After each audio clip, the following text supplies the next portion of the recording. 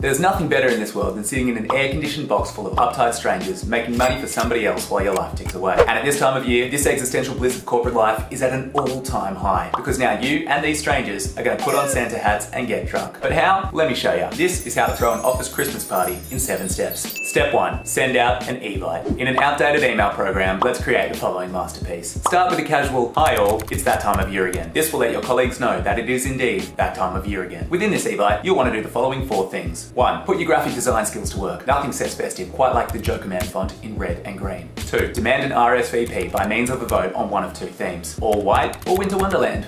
3. Inform people of this year's fun hashtag. Christmas cheers. You get it? Play on words. And 4. Remind people that after last year's Christmas party, there will be a strict policy of no pants, no entry. Graham. Now that your email's written, who's it from? I'll tell you. It's from the party committee. The party committee will be made up of Karen, who just loves Christmas, Dave, who thinks this is somehow winning him points with the boss, Susan, whose entire identity comes from planning office events, and thanks to their inability to protest, 2 interns called, I don't know, young people names. Jake and Holly. Now that you've laid the groundwork, let's get to the actual party. We'll kick things off with Step 2, Secret Santa. As stated in your e-bite, this ceremony has a $20 limit. However, somebody must go dramatically under, and Karen, who just loves Christmas, must be dramatically over. Gifts should come in one of 3 categories. 1, a quirky, unique gift found right near the cash register at General Pants and Typo. Harry Potter, dabs. Ryan, this is quirky. Thank you, mate. I love it. No, I love it. 2, something that somebody clearly found at home that morning. Tupperware. Thank you. And 3, a Hoyt's gift card. Now that the Secret Santa is over and Dave has removed his beard that he bought from one of those everything stores, it's time for the real fun. Turn up the volume on the Spotify party classics and pretend not to hear the ads, because it's time for Step 3, a $250 bar tab from 4 to 4:30 p.m. Just as a mayor will open a bridge by cutting a ribbon, it is here that a man wearing all R.M. Williams will open the bar tab by saying, "What are we all drinking?"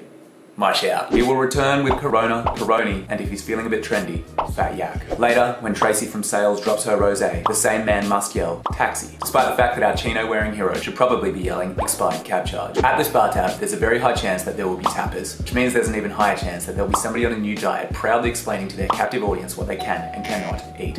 Incredible. So to keep this vibe going, let's all be rock stars and smash Step 4. Just have a bit of fun with it. If your office has a reputation for being an office like no other, then your office Christmas party must have 1, a quirky photo booth. Bonus points if you get those moustaches you can hold on sticks. That's hilarious. 2, a big cardboard frame that looks like Instagram, but in real life. Hashtag selfie. Am I right? That's the trendiest thing I can think of. And 3, a second bar tab exclusively for espresso martinis and Aperol spritz. Well done on being a media company with a twist. Hell, if you really want to stick it to the stereotype, why not throw in some barefoot bowls? Now, on the topic of fun, let's make sure that fun is structured with Step 5, split into age groups. For the older staff, this night is their one night too. In the words of Lil Jon, get crunk. Little Oscar and Charlotte have been looked after by that nice babysitter, and someone's got to drink these champagnes, right? You can use that one. For them, we have the music. You want Sweet Caroline, the Grease Megamix, Amy Winehouse's Valerie, and throw in some modern hits like Macklemore's Thrift Shop and Daft Punk's One More Time. One More Time! Shout out to Daily Mail for finding that one. Now that the 5% who earn the 90% of the money are satisfied, let's move to the younger people. For them, we have Step 6. Bags. It is here that the jaded people of their 20s and 30s within the office will advance from work friends to real friends. But beginning this relationship is not straightforward. One colleague must jokingly suggest a white Christmas, haha, and if nobody bites, they can still leave with their reputation intact. Another colleague must advance it with a less subtle, "So you guys seen Narcos?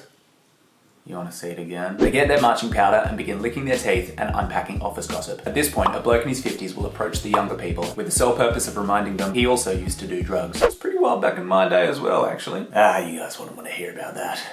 Thanks, mate. Now that the staff are more cooked than a spring roll at a servo, it's time for the final step. Step 7, devolve or smoke bomb. The IT department have already smoke bombed after their 2 hours of obligatory presence, and it's advisable that the rowdier crowd do the same, but they won't. Instead, they will publicly devolve and become their degenerate weekend selves in front of their colleagues. Have fun with that one. They might throw up or blurt out a crazy secret. "Chuck another grand on the bar tab, Susan, I'm selling the company anyway." To really drive this final step home, it's important that somebody who hasn't said a word the whole year gets year 10 New Year's Eve drunk. Now don't flinch. This devolving process ensures that the corporate vibe will be thoroughly restored come Monday morning. People who so sloppily hit on each other will feel such shame that in no time at all, they will be back to that weird closed-mouth smile that you do when you're holding a salad passing somebody who's using the printer.